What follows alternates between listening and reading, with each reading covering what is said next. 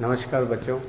ये life process chapter जो चल रहा है उसकी 4th क्लास है और आज की इस क्लास में हम ह्यूमन डाइजेस्टिव सिस्टम के बारे में पढ़ेंगे। बच्चों, आप लोगों ने ये बुक्स में अगर देखा हो एनसीईआरटी में या कई अदर बुक्स में, तो ये एक बड़ा टॉपिक है और एग्ज़ाम पॉइंट ऑफ व्यू से भी बहुत इम्पोर्टेंट टॉपिक है और आप सभी को ये बहुत अच्छे से आना चाहिए। लेकिन ये बहुत बड़ा टॉपिक होने के कारण कई बार क्या है, बच्चे इसे भूलने लगते हैं। तो हम इस टॉपिक को कंसाइज वे में डायग्राम और फ्लो चार्ट्स की मदद से समझने की कोशिश करेंगे। आइए स्टार्ट करते हैं।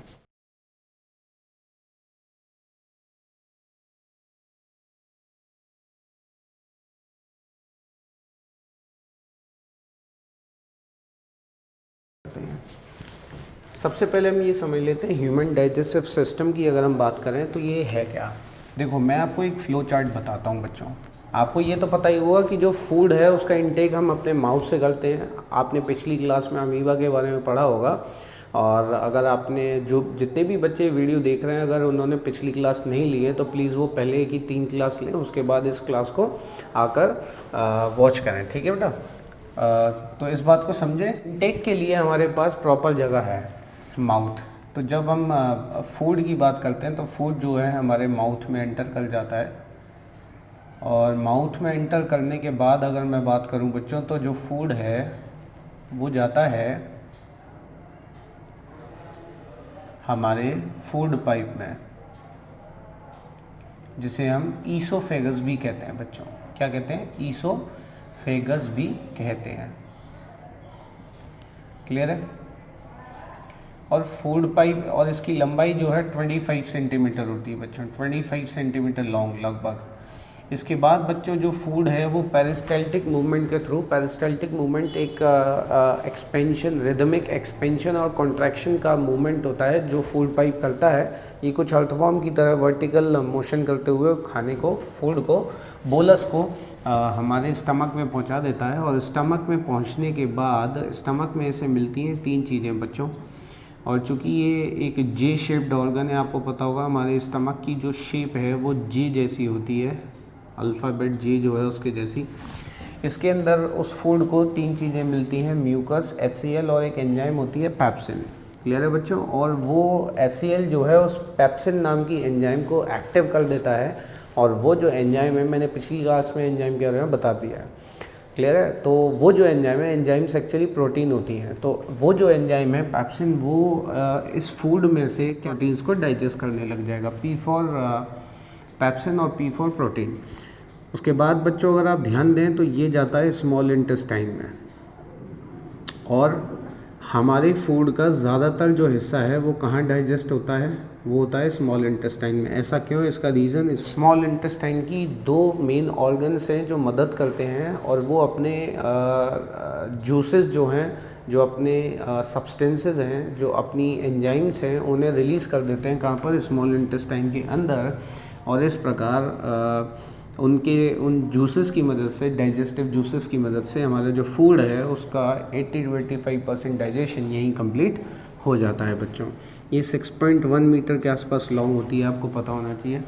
उसके बाद बच्चों क्या है, जो बचा हुआ फूड होता है, अनडाइजेस्टेड फूड जिसे कहते हैं, उसमें से वाटर अभी बचा हुआ है, वाटर का एब्जॉर्प्शन नहीं हुआ है, वाटर डाइजेस्ट नहीं, एब्जॉर्प्शन।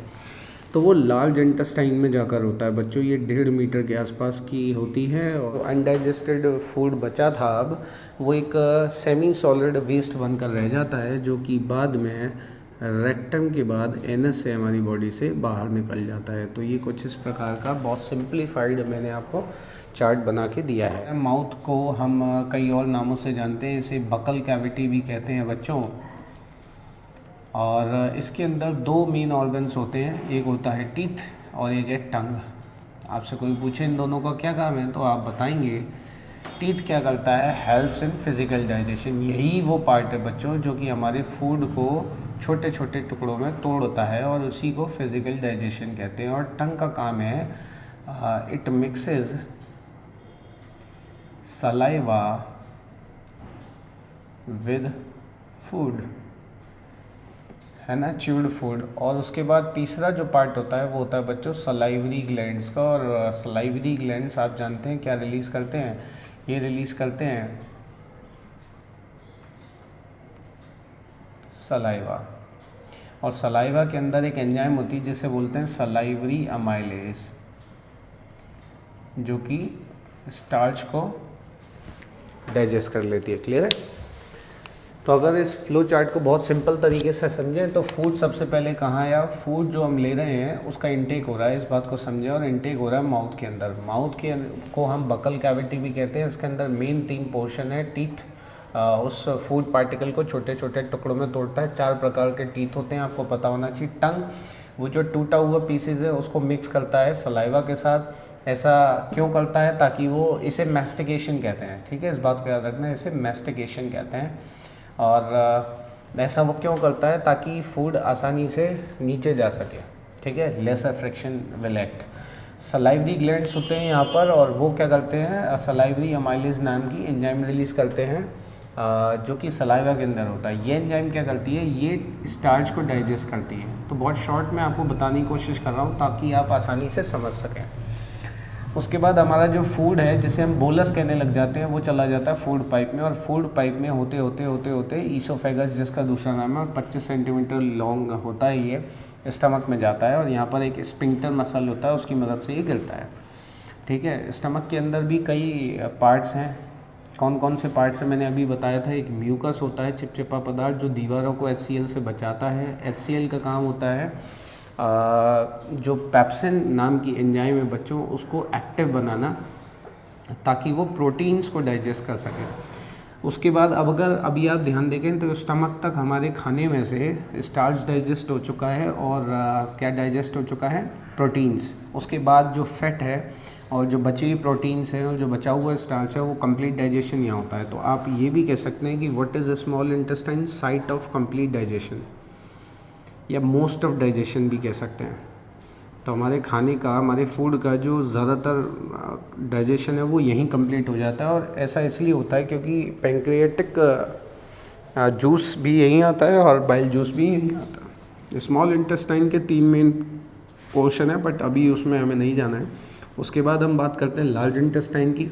लार्ज इंटेस्टाइन में वाटर को खींच लिया जाता है जो बचा हुआ है, क्योंकि वाटर हमारी बॉडी के लिए यूज़फुल है। वाटर रिटेंशन यहाँ होता है, कुछ देर के लिए रेक्टम में स्टोर रहता है, और उसके बाद ये बॉडी से बाहर जाता है एनस के थ्रू। ये हमारा ह्यूमन डाइजेस्टिव सिस्टम का चार्ट है। अब इसी चीज़ को मैं कोशिश करूँगा आप लोगों को डायग्राम से समझाने। क्लियर है?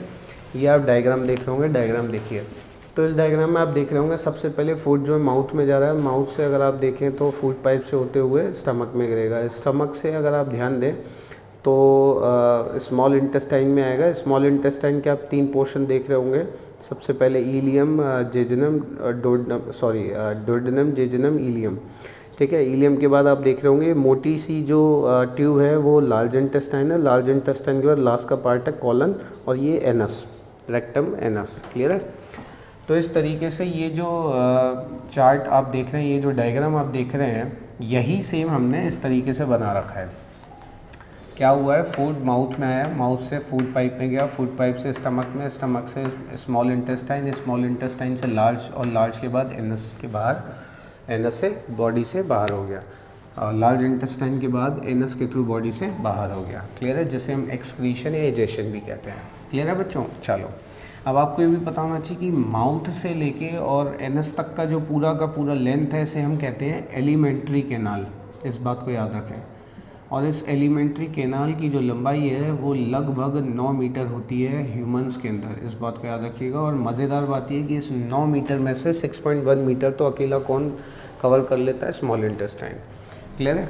अब आप लोगों के लिए एक बहुत ही क्लियर है। चलो, अब आप सभी बच्चों के लिए एक बेसिक क्वेश्चन है, कमेंट करके बताइएगा कि स्मॉल इंटेस्टाइन अगर ज़्यादा लंबी है लार्ज इंटेस्टाइन से, ये 6.1 मीटर है और ये 1.5 मीटर के आसपास है, तो अगर ये ज़्यादा लंबी है इससे, तो फिर इसका नाम स्मॉल क्यों है? आपको अगर इसका आंसर पता है तो आप कमेंट करके बताएं। और वीडियो अगर अच्छी लगे तो प्लीज़ कमेंट कर दें और अपने फ्रेंड्स के साथ इसे शेयर भी करें। मिलते हैं।